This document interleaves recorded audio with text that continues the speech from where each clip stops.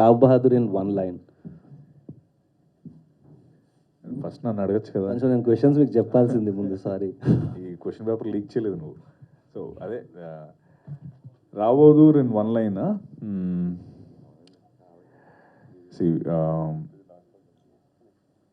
మీరు చెప్తారండి, నేనే చెప్తాను.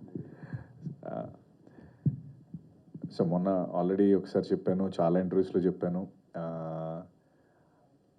ఇది ఒక మహా అన్నట్టు ఒక స్పెక్టికల్ అని ఎందుకు మేము అందరం అంటే ఒక మునుపెన్నడూ చూడని నట్టుగా తెలుగు చిత్రం అని చెప్పి ఒక ట్యాగ్ లైన్. ఇది ఇప్పుడు రాసుకున్నది కాదు.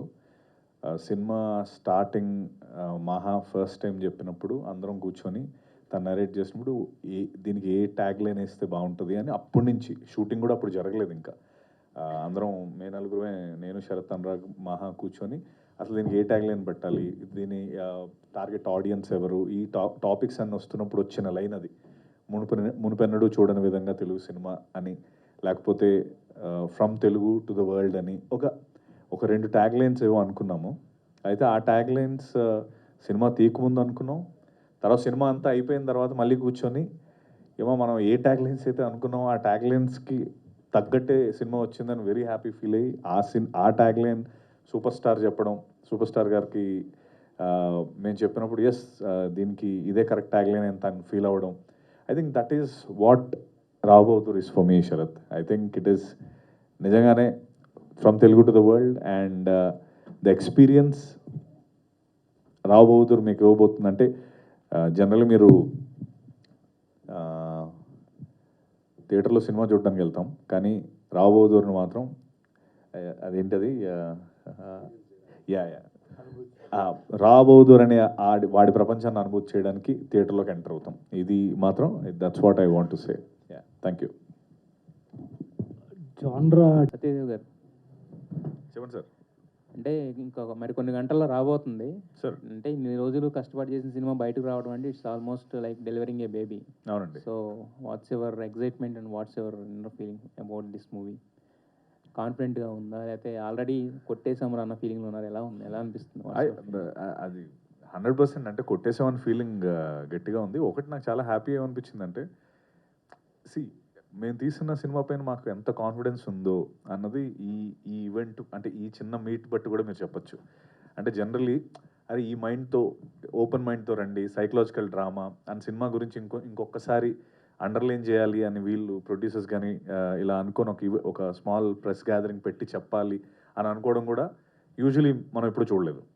సో దట్ ప్రూవ్స్ మేమందరం ఎంత కాన్ఫిడెంట్గా ఉన్నాం. But it just that okay, కొంతమంది ఎక్కడో మేము కొన్ని కమెంట్స్ చూసినప్పుడు కానీ ఓకే ఏదో హారర్ అనుకుంటున్నారు, లేకపోతే ఇలా ఆ ఎక్స్పెక్టేషన్స్ కాకుండా అసలు మా సినిమా ఒక సైకలాజికల్ డ్రామా అన్నది క్లియర్గా అండర్లైన్ చేసి, నిజంగా కానీ ఇది ఒక ఒక ఓపెన్ మైండ్తో సినిమా వస్తే నేను చెప్తున్నాను, ఇది జనరల్గా ఒక సినిమా చూస్తే 48 గంటలు దాని ఇంపాక్ట్ ఉంటుంది అంటారు కదా, ఇది ఒక 2 గంటలు ఎక్స్ట్రా ఉంటుంది మనం రాబోతున్నారు. అంత కాన్ఫిడెన్స్తో ఉన్నాం. ఈ కాన్ఫిడెన్స్లో భాగంగానే ఈ మీట్ కూడా, సో దట్ క్లియర్ చేయడానికి. సత్య గారు చెప్పండి, మీ వెర్షన్ చెప్పండి. ఏంటి మీరు ఎంతవరకు 4 ఫైట్లు చేద్దాం, 4 సాంగ్స్, 4 డ్యూయట్లు, ఐటమ్ సాంగ్, ఆ కైండ్ ఆఫ్ జోన్లో ఇంతవరకు చూడలేదు మిమ్మల్ని. అంటే గాడ్ ఫాదర్లో చేసిన అంటే ఏ పాత్ర తీసుకున్నా పాత్రలకు వెళ్ళిపోతున్నారు తప్పించి కమర్షియల్ జోన్ పడాలంటే ఆ కైండ్ ఆఫ్ తెలుగు ఆడియన్స్ కావాలి కదా. మీ దగ్గరికి ఎవరు రావట్లేదు, దర్శకులు ఎవరు కూడా. సార్ లేదు అంటే అదే సార్, నాకు మహా అన్నట్టు మనకంటే ఒక ఉనికి క్రియేట్ చేసుకోవడానికి చేసే తాపత్రయం ఒకటి ఉంటుంది కదా. ఒక 4-5 ఏళ్ళు వెనక్కి వెళ్ళి చూసినప్పుడేమో ఇది చేస్తున్నప్పుడల్లా నాకు ఇదే క్వశ్చన్స్ వచ్చేవి. ఎందుకు ఇది చేస్తే మనకి ఎలా చూసేవాళ్ళు తక్కువ కదా, ఇలా మాట్లాడేవారు. అయితే నాకు అప్పుడు ఏమనిపించిందంటే ఆ పాయింట్లో నిజంగా అలా ఉండింది. బట్ ఒక 4-5 years డౌన్ ద లైన్ చూస్తే ఇప్పుడు ఆడియన్స్కి మనం కేవలం అవే ఇస్తే మాత్రం వాళ్ళు స్ట్రైట్ అవే రిజెక్ట్ చేస్తున్నారు సార్. సో నా పరిస్థితి ఎలా అయిందంటే, ఒకప్పుడు ఓఆర్ఆర్ దగ్గర ఎక్కడో పక్కన చిన్న 100 గజాలు ఇల్లు తీసుకొని అక్కడ కట్టుకున్నప్పుడు ఇక్కడ వస్తాడు అన్న స్పేస్ నుంచి అక్కడ పక్కన ఒక రోడ్డు పడితే ఎంత వాల్యూ దానికి పెరుగుతుందో, మేము ఏదైతే ఫస్ట్ నుంచి నమ్మామో, అరే కంటెంట్ డ్రివెన్ కానీ మనం వచ్చే పర్ఫార్మెన్స్ కానీ మన ఉనికి క్రియేట్ చేసుకునేలా చేస్తే ఈరోజు రాకపోవచ్చు, మేబీ డౌన్ ద లేన్ మనకంటూ ఒక వాల్యూ వస్తుంది, మనకంటూ ఒక ప్లాట్ఫామ్ వస్తుంది పర్ఫామ్ చేసుకోవడానికి.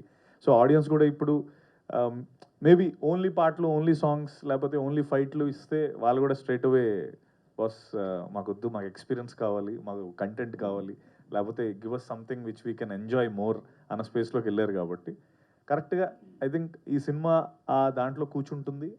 అండ్ అలా అని చేయకూడదని అసలు అది కాదు సార్, తను అన్నట్టు నెక్స్ట్ ఆ స్టోరీ ఒకటి ఉంది. అండ్ అలాగే నేను నెక్స్ట్ చేస్తున్న సంవర్తి అనే ఫిల్మ్ కూడా కొంత యాక్షన్ ఉన్న cinema, man versus tiger. But నేను మహా అనుకున్న ఒక ఫిల్మ్ అయితే మాత్రం దాంట్లో కూడా నా ఐ మీన్ దాని గురించి ఎక్కువ చెప్పలేనులేండి. బట్ ఆ పాయింట్లో అది గ్యారంటీ. ఎందుకు ఇన్ని పెట్టారు ఫైట్లు, ఎందుకు అసలు ఎందుకు అంత పెద్ద ఫైట్లు ఎందుకు పెట్టారని అడుగుతారు మీరు, అంత రాసాడు. సో ఈ మూమెంట్లో మేము నమ్మిన ఫిల్మ్ రావు బహదూర్ ఇది కంపల్సరీ కనెక్ట్ అవుతుంది. అండ్ మనం అనుకున్న కమర్షియల్ సక్సెస్ కూడా రీచ్ అవుతామని చాలా కాన్ఫిడెంట్గా ఉన్నాను. All the very best sir. Thank you sir. ఈ సినిమా హిట్ అయ్యి ఆ సినిమా కూడా తొందరగా సెట్స్కి వెళ్ళాలని కోరుకుంటున్నాను. Definitely sir, thank you. Venkatesh గారు సింటిలేటింగ్లీ, క్యాప్టివేటింగ్లీ బ్యూటిఫుల్. అదే ఇంతకి అయిపోయిందా? ఆ రోజు మీరు నాకు thank you, Really? Etched in my mind. Yes, it has to be. Tomorrow it will happen for every audience. Thank you, sir. Thank you so much. Thank you so much. And in few more hours again we are going to meet in a blockbuster success meet tomorrow in the afternoon. Most Thank you, probably, sir. hopefully. Thank you, sir. Hopefully. ఇప్పుడు మీ ఇద్దరు both of you can answer this question. Is it going to be a stepping stone in your career or a milestone?